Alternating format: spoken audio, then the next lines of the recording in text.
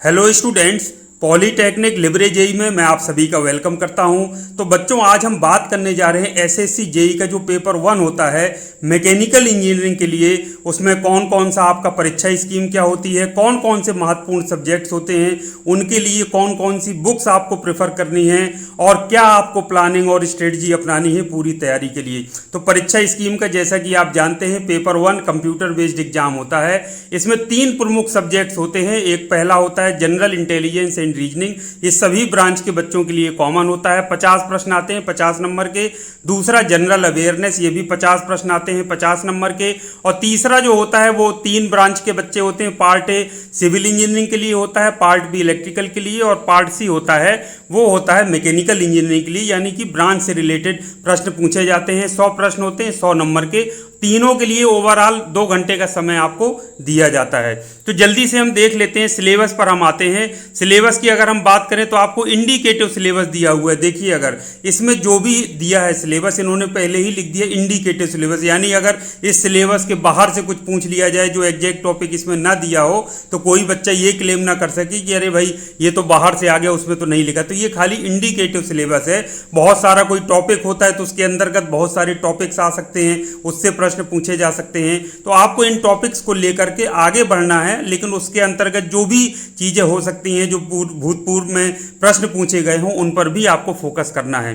तो indicative syllabus में सबसे पहले जो बात करें जो सभी ब्रांच के लिए कॉमन है वो जनरल इंटेलिजेंस एंड रीजनिंग। ये बहुत ही कॉमन आजकल सब्जेक्ट है। ज्यादातर जो एग्जाम्स होते हैं सब में जनरल इंटेलिजेंस एंड रीजनिंग ये आता है, पूछा जाता है। इसके लिए जो बुक्स हैं मैं आपको एक दो बुक्स बता देता हूं। जैसे यदि आपने कोई बुक अभी तक नहीं ली है तो आप वर्बल एंड नॉन वर्बल जो रीजनिंग के लिए आप RS अग्रवाल ले सकते हैं, लेकिन ऐसा कोई कंपलसरी नहीं है। यदि आप पहले से कोई बुक प्रेफर कर रहे हैं, आपको बुक अच्छी लगती है, उसमें जो भी टॉपिक्स दिए हैं आपको समझ में आ रहे हैं, तो वो बुक भी आप प्रेफर कर सकते हैं। बहुत अच्छी अच्छी बुक्स इस समय मार्केट में आ रही हैं। आप कोई भी सीनियर्स ने बताया है, कोई टीचर ने आपको बताया है, तो आप वो बुक भी प्रेफर कर सकते हैं। सभी में लगभग वही कॉन्सेप्ट दिए रहते हैं जो इसमें दिए हुए हैं, जो आपके इसमें पूछे जाने हैं। तो इनकी प्रैक्टिस ज़्यादा महत्वपूर्ण है, इनका कॉन्सेप्ट समझ करके। तो मैं जो आपको पढ़ाऊंगा वो सभी के काम आने वाला है। जनरल इंटेलिजेंस एंड रीजनिंग के जो भी ये टॉपिक्स दिए हैं, verbal and non verbal type जो रीजनिंग है, जो एनालॉजीज के क्वेश्चंस हैं, सिमिलैरिटीज के, डिफरेंसेस के, स्पेस विजुलाइजेशन के, problem solving, analysis, judgement, decision making, visual memory, discrimination, observation, relationship concept, arithmetical reasoning, verbal and figure classification, arithmetical number series etcetera, यानी इसके अलावा भी कई सारे टॉपिक्स हैं जो हो सकते हैं। तो इन सब के मैं आपको कॉन्सेप्ट बताऊंगा। उसके आधार पर जो कुछ MCQ या ऑब्जेक्टिव टाइप प्रश्न बन सकते हैं वो मैं आपको सॉल्व करके बता दूंगा। उसके बाद आपको प्रैक्टिस स्वयं से करनी है, तो बुक आपके पास होना जरूरी है। तो यदि कोई बुक आपके पास पहले से है तो उसको आप प्रेफर करिए, कोई दिक्कत नहीं है। यदि नहीं है तो आप इसको, जो मैंने बुक का नाम बताया है, उसको आप परचेज जरूर करना है। एक बुक आपके पास होना ही चाहिए प्रैक्टिस के लिए, बिना बुक के काम नहीं चलेगा। दूसरा तरफ आ जाते हैं जनरल अवेयरनेस की। इसमें मैं 2 बड़ी महत्वपूर्ण बातें बताऊंगा जनरल अवेयरनेस के लिए। देखिए, एक तो कोई है फिक्स्ड जो फैक्ट्स हैं, चाहे वो हिस्ट्री के हों, कल्चर के हों, ज्योग्राफी के हों, इकोनॉमिक्स या फिर जनरल पॉलिटी या साइंटिफिक रिसर्च के हों, वो जो कुछ फैक्ट्स होते हैं वो तो हैं, वो आपको पढ़ना ही पढ़ना है। इसके अलावा जो बहुत सारे जो प्रश्न हैं, जो ना सिर्फ SSC जेई में या बहुत सारे जो एग्जाम्स होते हैं उनमें सभी में आजकल करंट अफेयर्स बहुत पूछा जाता है। तो इसके लिए सबसे ज़्यादा जब महत्वपूर्ण है, आपको अपनी आदत में लाना पड़ेगा प्रतिदिन कोई भी नेशनल लेवल के, यदि आप इंग्लिश मीडियम के स्टूडेंट्स हैं तो कोई भी इंग्लिश मीडियम का कोई पेपर है, आप उसको डेली मंगवाना है, उसको आपको पढ़ना है। उसमें जो भी फैक्ट्स आपको देखने को मिल रहे हैं, देश विदेश में जो घटनाएं हो रही हैं, जो घटनाक्रम है, घटना चक्र है, उनको आपको एक अलग कॉपी में, नोटबुक में नोट करते चलना है। ये मैं आपको जो तरीका बता रहा हूँ, ये बड़े बड़े IAS चाहे ES की तैयारी करते हो, कोई भी बड़े से बड़े एग्जाम की, वो यही फॉलो करते हैं और यही इसका बेस्ट तरीका है। न्यूज़पेपर आपको पढ़ना ही पढ़ना है डेली, और उसमें जो आपको फैक्ट्स देखने को मिल रहे हैं उनको अपनी नोटबुक में नोट करते चलना है। इसके अलावा जो मैंने आपसे बताया कुछ चीज़ें, बहुत सारी बुक्स आज के समय मार्केट में है, तो जनरल अवेयरनेस के लिए या आप जीके के लिए आप लूसेंट की बुक है उसको प्रेफर कर सकते हैं, उसको जरूर अपने पास रखिए, उसको सॉल्व करिए, उसको देखिए अच्छे से, और उसको दो पुराने जो फैक्ट्स हैं उनको एक बार रिवीजन जल्दी से कर लीजिए। और जो चीज़ें आपके पास निकल के आ रही हैं पेपर से, इसके अलावा कुछ करंट अफेयर्स की मैगजीन्स भी आती हैं, हो सकता है मंथली या 6 मंथ में एक बार पब्लिश होती हैं, तो वो फिर आप मंगा करके जरूर पढ़ लीजिए। तो जो आपके फैक्ट्स आपने कलेक्ट किए हैं उनका रिवीजन हो जाएगा कि कोई आपसे छूट तो नहीं गया है पेपर से, तो वो आपके लिए बहुत बेटर रहेगा। तो मैंने आपसे बता दिया जनरल अवेयरनेस के लिए न्यूज़पेपर डेली पढ़ना है।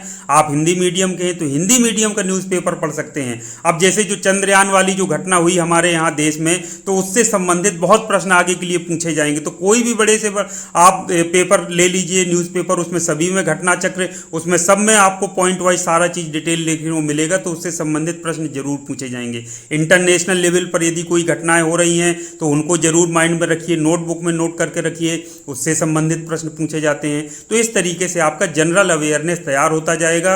ये चीज़ आपको फॉलो जरूर करने हैं, इसमें किसी प्रकार की लापरवाही नहीं चलेगी। अब तीसरे नंबर पर बात आते हैं जो सब्जेक्ट से रिलेटेड है। 100 प्रश्न आते हैं 100 नंबर के।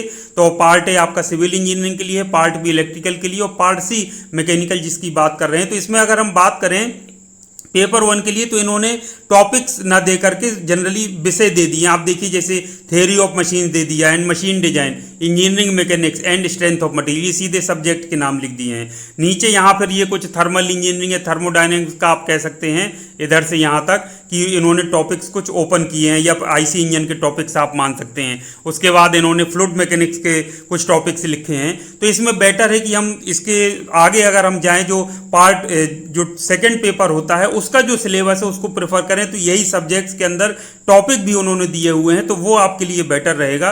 तो जल्दी से वो मैं खोल लेता हूं। पेपर 2 में जब हम जाएंगे तो पार्ट सी में मैकेनिकल इंजीनियरिंग आपको मिलेगा, तो वही विषय जो ऊपर लिखे थे इसमें इसके अंतर्गत टॉपिक भी आपको क्लियर कर दिए हैं। जैसे theory of machine and machine design में देखिए concept of simple machine, 4 bar linkage and link motion, flywheels, fluctuation of energy, power transmission by belts, ये governor, principle of classification, riveted joint, cam, bearing, friction and collars and pivots, ये सब दिया हुआ है।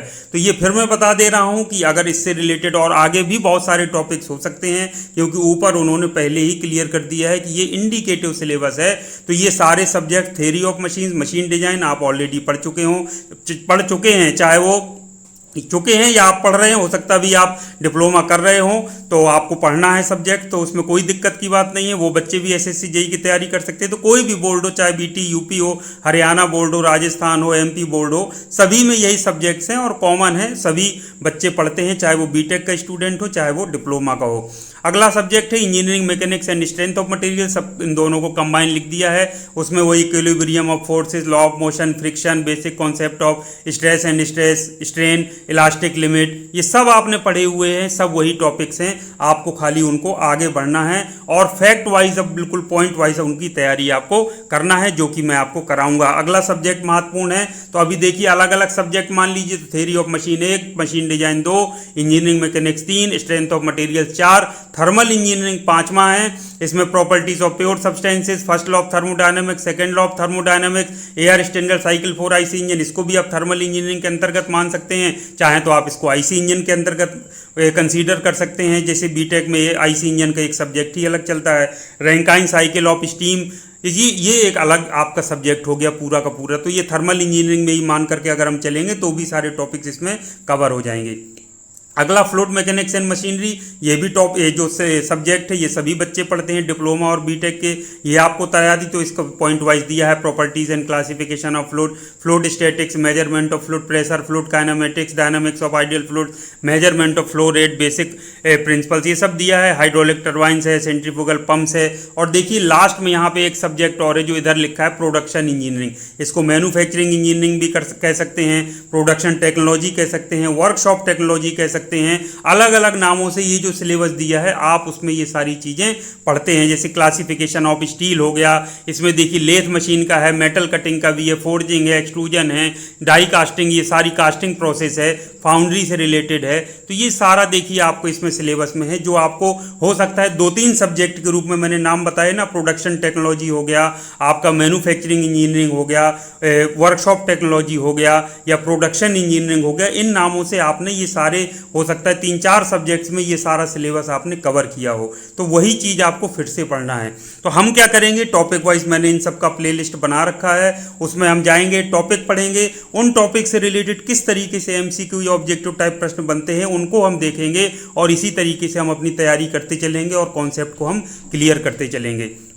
ये technical के लिए, चूंकि मैंने आपसे बताया ना, ये तीसरा जो पार्ट है ABC जो अलग अलग ब्रांच के लिए है, तो ये टेक्निकल आपके विषय से रिलेटेड है या आपकी ब्रांच से रिलेटेड है। 100 प्रश्न है, 100 नंबर के आते हैं। तो इसके लिए मैं कहूँगा, अगर आप मैकेनिकल इंजीनियरिंग की कोई भी ऑब्जेक्टिव टाइप या प्रीवियस ईयर के जो क्वेश्चंस हैं उनकी आप बुक ले सकते हैं। आपके पास पहले से है तो आपको खरीदने की ज़रूरत नहीं है, आप उन्हीं को प्रैक्टिस कर सकते हैं। लेकिन अगर आपने नहीं खरीदी है तो आप मेड इजी की एक बुक आती है, इसमें जो प्रीवियस ईयर के क्वेश्चंस पेपर्स हैं वो टॉपिक वाइज सॉल्व करके दिया हुआ है, तो वो बुक अच्छी है, आप उसको प्रेफर कर सकते हैं। इसके अलावा और भी कई सारी बुक हैं, RK जैन की भी बुक आती है, इसके अलावा और भी बहुत सारी बुक्स हैं। अगर आपके पास कोई है, आपके दोस्त या सीनियर्स ने आपको बताया है, तो आप उसको प्रेफर कर सकते हैं। आपको समझ में आना चाहिए। पुराने पेपर जो हैं टॉपिक वाइज आपको जरूर सॉल्व करना है, क्योंकि ज़्यादातर मैंने केसेस में देखा है इस तरीके से पेपर 1 में सीधे सीधे प्रश्न वही पूछे जाते हैं जो कि हमेशा परीक्षाओं में रिपीट होते रहते हैं। हो सकता है इंजीनियरिंग सर्विसेज में जो टॉपिक वाइज पूछे जाते हैं वो प्रश्न आ जाएं रिपीट होकर के, जेई की जो SSC जेई के पुराने RRB जेई में जो पूछे जाते रहे वो आ जाएं। तो आपको वही प्रीवियस ईयर के क्वेश्चन पेपर सॉल्व करने हैं, टॉपिक वाइज सॉल्व करने हैं। तो उसमें आप देख लीजिए अच्छे से, टॉपिक वाइज उसको सॉल्व करते चलिए, समझते चलिए, तो आपको फिर वो क्या होगा, पुराने पेपर्स भी सॉल्व होते जाएंगे और आपके MCQ की भी प्रैक्टिस होती चलेगी। तो इस तरीके से ये स्ट्रेटजी हम अपनाएंगे लगातार। मैं अब मैकेनिकल इंजीनियरिंग का चूंकि शुरुआत कर रहे हैं तो टेक्निकल में मैकेनिकल इंजीनियरिंग ही पढ़ाऊंगा, लेकिन नॉन टेक्निकल में मैंने जैसे आपसे बताया है, जो रीजनिंग एप्टीट्यूड या जनरल इंटेलिजेंस है उसके मैं पूरे कॉन्सेप्ट बता करके ऑब्जेक्टिव टाइप उसके सॉल्व कराऊंगा, किस तरीके से MCQ बन सकते हैं, पुराने प्रश्न पत्रों को सॉल्व करेंगे, जनरल अवेयरनेस की भी हम बात करेंगे, जो कि दूसरे ब्रांच के बच्चों के भी कहीं ना कहीं काम आने वाला है, क्योंकि वो चीज़ दोनों सभी के लिए कॉमन है, तीनों ब्रांच के लिए। और इसके अलावा तीनों ब्रांच के और भी जो पेपर होते हैं, RRB जेई हो गया या कोई भी PSU में, सभी में यही चीज़ें पूछी जाती हैं, लगभग यही सिलेबस है। तो एज ए स्टैंडर्ड आप इस सिलेबस को लेकर के भी अगर आगे दूसरे उसमें जाते हैं तो उसके लिए भी आपके लिए बेनिफिट रहेगा। तैयारी आपको इसी हिसाब से करते चलना है। तो मैं समझता हूँ आज के लिए इतना काफ़ी है। ये बुक्स आपके पास नहीं है तो तुरंत खरीद लीजिए। अगर इससे रिलेटेड कोई भी बुक्स आपके पास हैं तो आप अपनी तैयारी करते रहिए। यदि आप पढ़ रहे हैं और नहीं कर रहे हैं तो मैं तो अपने 1 तारीख से पढ़ाऊंगा ही, लगातार रेगुलर क्लासेस लूँगा और मॉनिटरिंग करूँगा, आपको मैं मोटिवेट करूँगा ताकि आप अच्छे से जल्दी सिलेबस को कवर करके और कहीं ना कहीं एक अच्छी जगह आप प्लेस हो सकें। तो आज के लिए इतना काफ़ी है। Thank you very much. आप सभी का दिन शुभ हो।